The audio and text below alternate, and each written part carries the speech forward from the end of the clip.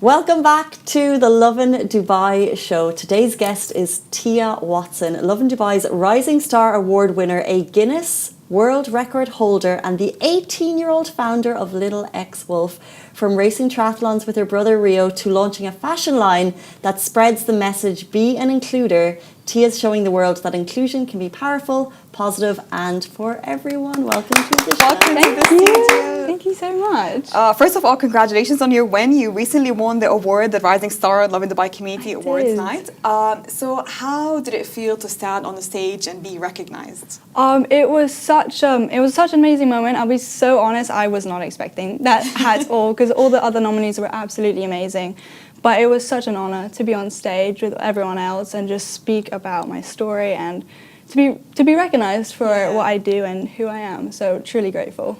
And that's exactly what it was. And as everyone is aware, it is a public vote, and the votes came in thick and fast. So it was amazing to be able to celebrate that with you on the night. And it's an interesting timing because right at the moment, and we weren't aware of this, is that you're actually launching a brand to encourage inclusion. And we're going to do a giveaway of the merch on the show. So first of all, can we show people the merch? Of course. And by the way, to win this award, we'll have it running on our Instagram stories today as well. But you need to DM us either on the show or in Instagram stories the message that Tia is trying to send. So you need to either put it on the live now or in a message in a story, which will pop up later. So yeah. Perfect. Okay, so this is my hoodie. This is the back of it. So this is like the main print of it. And then at the back, we've got purple. So we're doing black hoodies, purple hoodies. Purple's probably my favorite one. And then we're also doing black t-shirts, which is what I've got on now. Cool. So, and then this is the prize. yeah, so the present's in there, the giveaway's in there, there's a purple hoodie.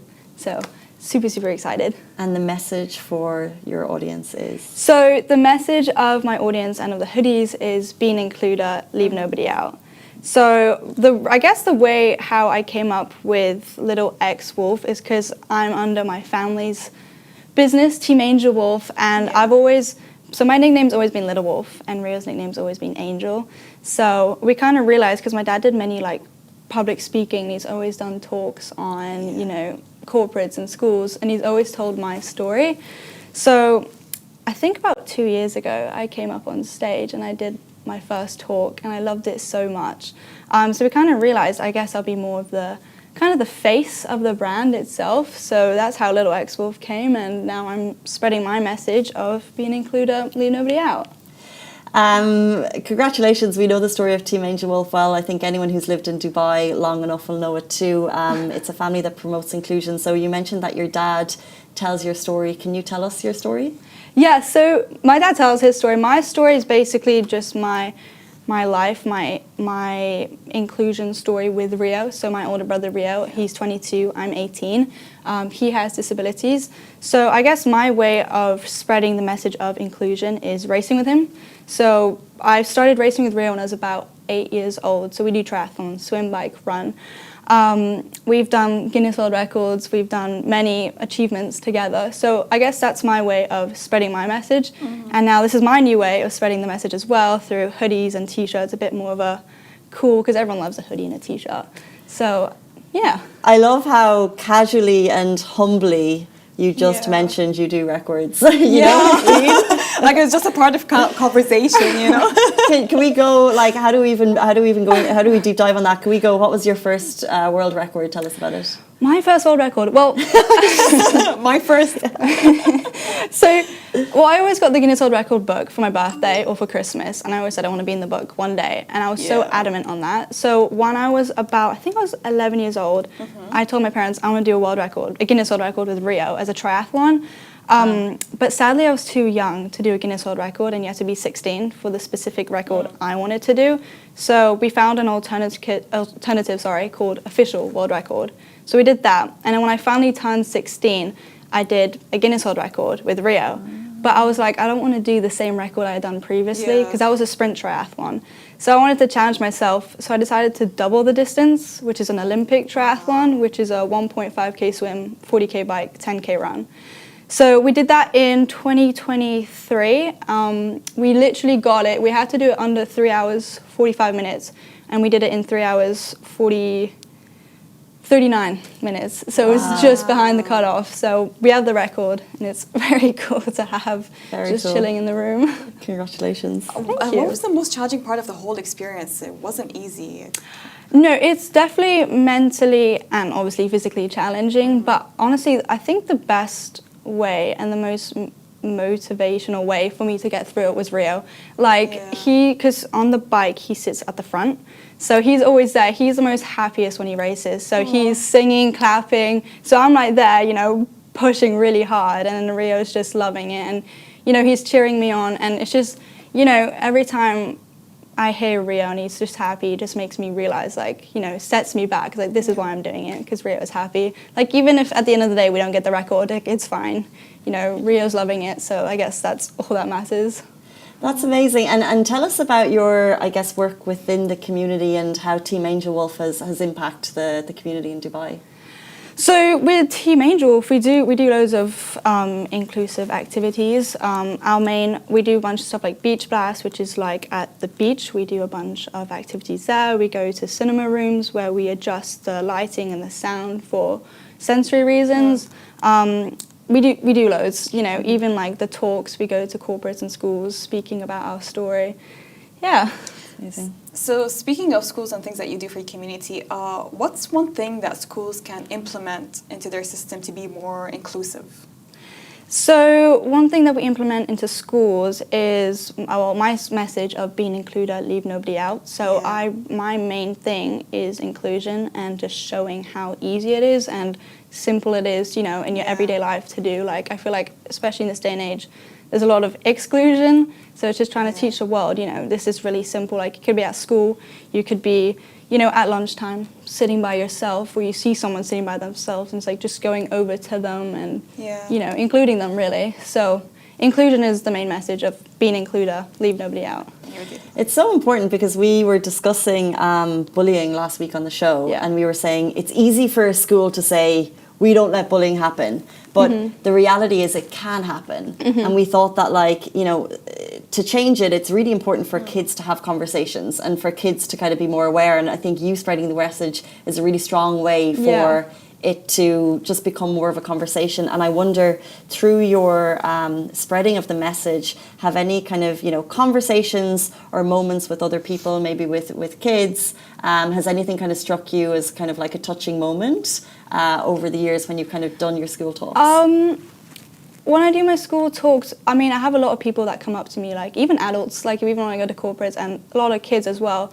Like you can kind of see them as well, like when I'm speaking, you can kind of just see them like thinking about it, like, oh, you know, this is actually pretty simple. And even like a few of them come up to me and then they're like, oh, thank you so much. Like, I remember once someone was telling me that I think they saw someone that was being left out at school or something. Yeah. And then they were like so proud to tell me, like, oh, I went over to them and I was talking to them. And it was just like, I think it's like little moments like that. And even when they tell me like, oh, I'm going to be more inclusive now, and just, you know, as long as I can just give one person my message and it like inspires them in some way, then I guess I've done my job. So. But those simple moments, like, that's everything. That means everything. Like even that, like, I'm just thinking if there's a child sitting solo and how sad that can make them, and how happy they make them when people approach them. When people approach them. Yeah. And you never know how much it's going to, like, I guess, make them happy. Like, for, like, some little moment can happen in my week and it's just made my whole month, you know? Like, little things. It's so true. It's so important. So you've done solo races, you've done races with Rio, but we have to ask you, do you have a personal favorite memory with Rio from all of the races that you had together? Oh, that's a really hard question. Probably, that's actually a really hard question. Probably one of my favorite memories was loads. But I did the T100 Dubai last year with Rio. That was also another Guinness World Record. Wow. But we're waiting on the What is the T100 just for? So the T100 triathlon is a massive triathlon that's going on around the world, and they have their race in Dubai as well, which is a 2K swim, 80K bike, and an 18K run. So I did that last year with Rio as my second Guinness World Record, but we're still waiting on the approval of that. So fingers crossed we have that. But for me to get the record of this race, I had to do it under 6 hours. No, under 8 hours, sorry. So I had to do it under 8 hours. so I trained so much for this race, and you know, I was stressing about it. I was like, ooh, under 8 hours, like it's a lot of time. But when you've got, you know, you're pushing another person that's like heavier than you, like I don't know. So I did the swim, and I was on the bike, and the bike was probably one of the toughest parts because it's 80 kilometers after a 2-kilometer swim. And, you know, I'm always like on my watch, I'm checking, like I'm kind of trying to calculate it all if I have enough time before the run and if I'm going to make the cutoff to get the record. And I remember just stressing about it, and my dad's always with me when we race. He's always like my supporter. And I think my dad could tell I was stressing a little bit, but honestly, I was stressing about it. And then I looked down at Rio, and then Rio, again, he's just singing, he's happy. And what did he say? He was just saying something like, oh, keep going, and he's just singing, and I was like, oh, you know, that was enough for me, really. But, you know, there's so many little moments while we're racing. Like, I think the funniest part is when we finish a race, whether we're out there for like 6 hours, 8 hours, or 1 hour. Like, after we cross the finish line, Rio's always like, more, race. I was like, Rio, please, give me a break. Another T100, please. I know. What's his favorite song to sing, though? Oh, he loves nursery rhymes. Like, if it's your birthday, come over to our house. He will sing it to you like 20 times. Like, honestly, anything. He loves music. Music, food, and race is probably his top 3. So. What an inspiring family that you're all together getting these races done. I have to ask, we spoke briefly at the awards, and you said you were finishing school and you wanted to put a time into this. So I wonder what's on like the vision board, what's on the manifestation board for Team Angel Wolf this year, races and, you know, plans for the brand. So the plans for me, so I graduated in May, so I'm very happy about that. Thank you. So for me, I've decided I'm going to take a gap year. And because now I'm starting my own brand as a social entrepreneur, and I'm now doing Little X Wolf. So what I'm going to do is focus on that. I've got my launch next week, which is October the 4th, and it's up for 24 hours. You know, we've got limited stock. So like once it's sold out, it's sold out. So like we can't do, you know, much about that. But so that's kind of where I'm heading at the moment. So I'm trying to launch my brand, trying to get that growing. And at the same time, I'll continue racing with Rio and continue spreading my message of inclusion through that. So we'll see how it all goes. Very exciting. Amazing. And if people want to find you, if they want to find Little X Wolf, let them know how they can do that. So you can find me on Instagram at Little X Wolf, and I've got my website there as well, www.littlexwolf.com, and my Facebook and LinkedIn is exactly the same. And a very last reminder, Tia has very kindly given a hoodie from the brand. We are giving this away to a Lovin Dubai follower. Thank you so much for this. Of course. And they have to mention... Be an includer, leave nobody out. So yes, this is also out next week on the 4th of October at 12 p.m. Super nice. Dubai the colour time. is amazing, by Thank the way. you. I love this shade of purple. Yes. Thank you. I love this colour. And so that is the end of the Lovin Dubai show. We're back with you every single weekday morning. Have a beautiful Monday, and we'll see you here tomorrow. Bye-bye.